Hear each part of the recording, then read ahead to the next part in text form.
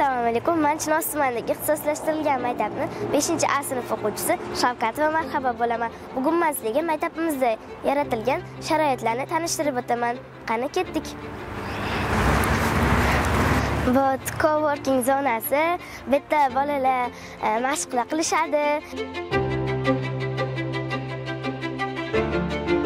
Endi sizlarga ichkaridagi sharoitni ko'rsataman. Ketdik.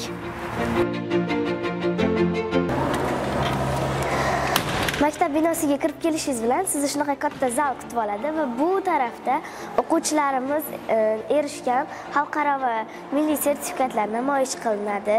Bu tarafda esa o'quvchilarimizdan olingan intervyular bor. Maktab hayoti yangiliklari yoritib boriladi. Bu yerda o'quvchilarimizning milliy va xalqaro sertifikatlari turadi. Bu zonada ham milliy sertifikat olgan o'quvchilarimiz bor va olimpiadalarda g'olib bo'lgan o'quvchilar ham shu yerda keltirib o'tilgan. Bu qavatimiz aniq fanlarga, ya'ni matematika faniga moslashtirilgan bo'lib, bu xonalarning barchasida elektronik doskalar bor va kerakli jihozlar bilan jihozlangan. Maktabimizda 3 ta informatika xonalari bor.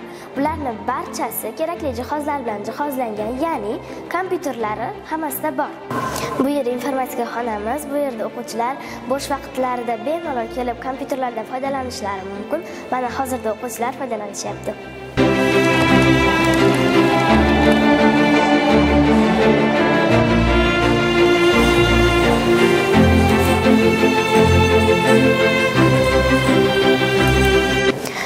Ikkinchi informatika xonamiz. Bu xonamizda 24 ta kompyuterlar bor. O'quvchilar bo'sh vaqtlarida kelib, loyiha ishlarini bajarishlari mumkin.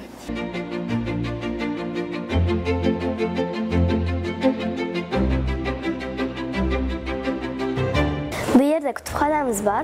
O'quvchilar xohlagan vaqtlarda kelib kitob mutolaa qilishlari mumkin. Nafaqat o'quvchilar, balki o'qituvchilar ham kitob mutolaa qilishlari mumkin.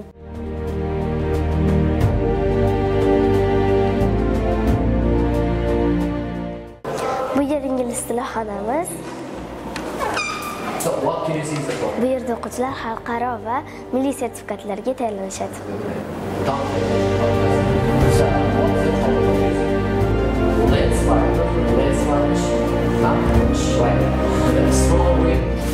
Bu yer maktabimizdagi fizika xonasining laboratoriyasi.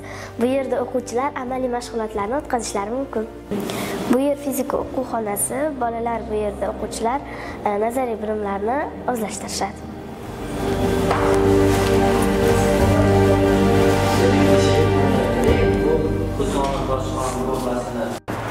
Mana maktabimiz sharoitlari bilan ham tanishdik.